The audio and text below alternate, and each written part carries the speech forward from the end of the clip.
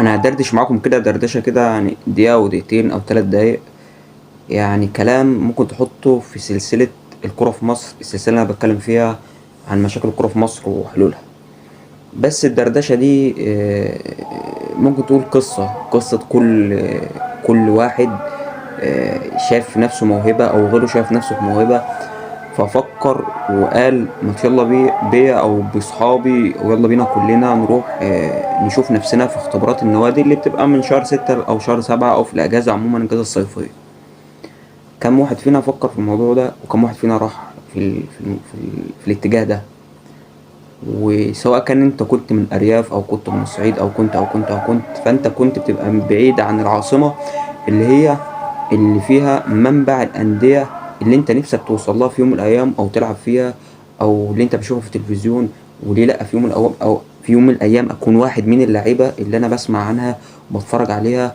بتكلم مثلا عن الفئة العمرية بتاعتي أو الفترة دي، لما تسمع عن لاعب زي أبو تريكة، زي أحمد متعب، زي حسني عبد ربه في الإسماعيلي، زي فكل اللعيبة دي كانت مسمعة. كل اللعيبة دي كانت في وقت من الأوقات كان دمة اللعيبة الميجا ستار، واللي كان كل واحد فينا كان نفسه يكون زيهم، ويبقى ليه في يوم من الأيام يبقى أحسن منهم. فتفكر وتقول يلا يلا نروح. أنا لعيب موهوب، أنا واثق في إمكانياتي وناشئ صغير وعندي حلم وحطه على كتفي ورايح على القاهرة. الموضوع اللي أنا بقولك عليه ده مليون مية. أي واحد بيسمعنا دلوقتي فهو عاش الحكاية دي، خصوصا طبعا وأنا بتكلم بوجه الأخص على المصريين. وفي انا من الناس دي، ومعظم الناس اللي بتتكلم في الكوره عموما او فتحت بتتكلم في محتوى في الكوره او بتحلل حتى في الكوره، بتلاقي معظمها يا اما كانت الهدف الاساسي بتاعها ان هو تبقى من لعيبه الكوره، بس الهدف ده ما اتحققش. ففضل تعلقه بالكوره يزيد في وقت من وقت للتاني، فمش قادر يتخطى او مش قادر يتخطى ان هو حلمه انتهى. فبيحاول يسلك مسار تاني بس برضه في نفس اتجاه كرة القدم. فدلوقتي وانت رايح بتروح على نوادي مثلا اهلي، زمالك، بتتكلم على مقاولين، انبي، خصوصا انك كلنا او معظمنا بنسمع ان ناشئين المقاولين وانبي هو ممكن من افضل الناشئين في مصر. في وقت من الاوقات كان الاسماعيلي. ففي انا اقول لك مثلا قصه ليا، ومش ليا لوحدي، ليا والناس كتيره من زمايلي. ومش هزكي نفسي واقول لك ان الواحد كان موهوب او غيره.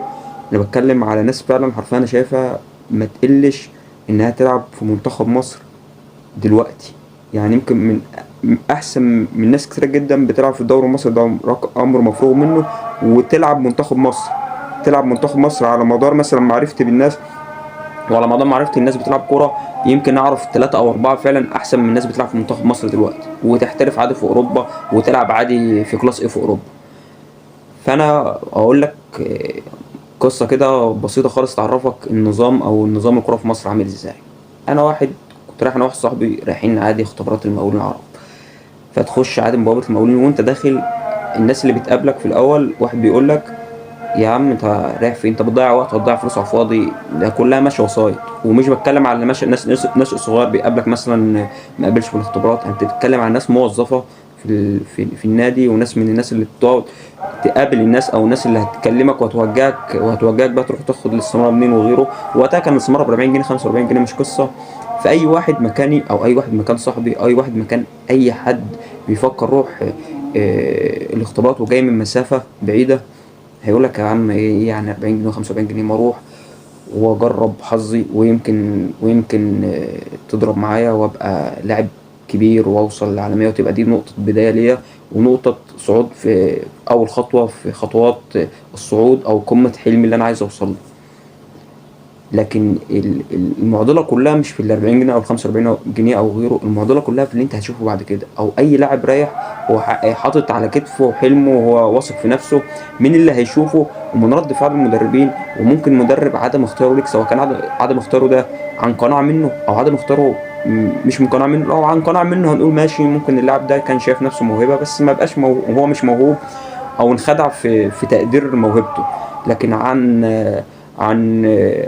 عدم يعني تقدير الموقف، او عدم او عايزين نقول سذاجه، او عدم تحمل مسؤولية في انك تقدر تكسر حلم شاب او ناس صغير راح يتفرج، راح يدور على حلمه وماشي مسافة بعيدة.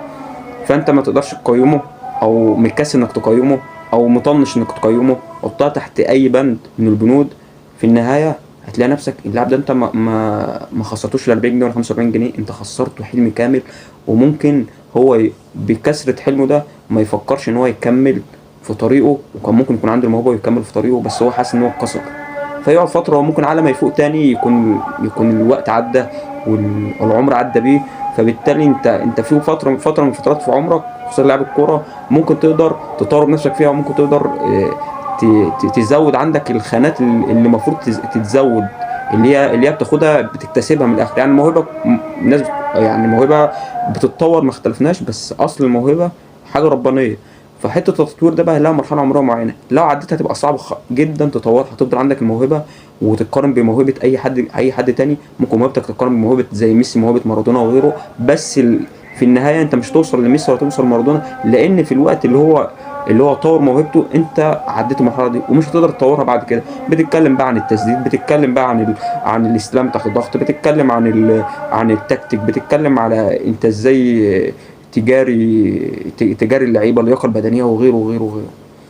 فتيجي بعد كده تلاقي نفسك داخل الاختبارات، فتشوف ان فعلا الراجل اللي قال لك على البوابه ده انت رايح تضيع وقت، كلامه صح. وقبل دي كمان تلاقي نفسك يا عم ده في كشف طبي، تلاقي نفسك فعلا عارفين يقول لك في كشف طبي، يقول لك يا عم ده كلام بجديه فعلا. والراجل اللي بيقول لك اللي كلامك على البوابه ده قال لك مفيش اختبارات، كلها اي كلام وفنكوش، ده راجل ضلالي مثلا، او راجل بيقول اي كلام.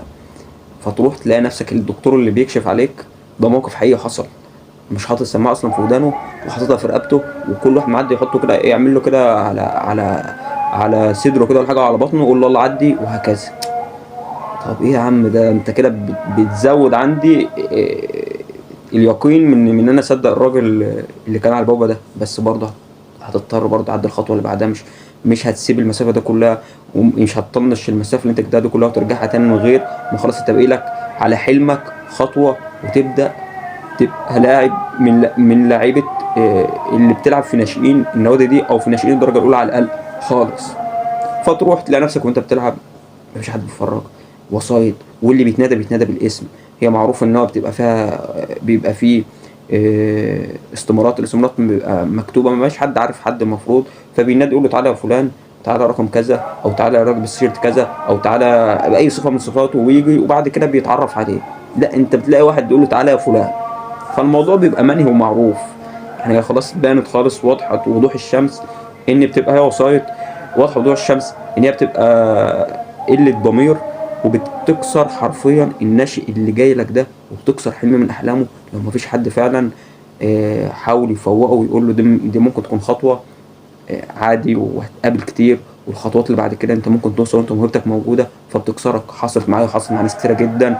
وعشان كده في النهايه بنشوف اللي احنا بنشوفه في الدوري الممتاز، ممكن في ناس بتعدي كتير، وناس بتستاهل وتعدي وتاخد الخطوات صح وتوصل، لكن في ناس كتيره جدا ممكن افضل من اللي وصلوا دمت، او على الاقل خلاص اقل منهم بحاجه بسيطه، بس في النهايه افضل من المجمل اللي موجودين في المشروع اللي موجود اللي هو الدوري المصري الممتاز، وما بيلعبوش بسبب كسرة النفس بتاعتهم، وبسبب انك ما احتوتش الموهبة دي في الوقت اللي المفروض هو بيطور موهبته فيها.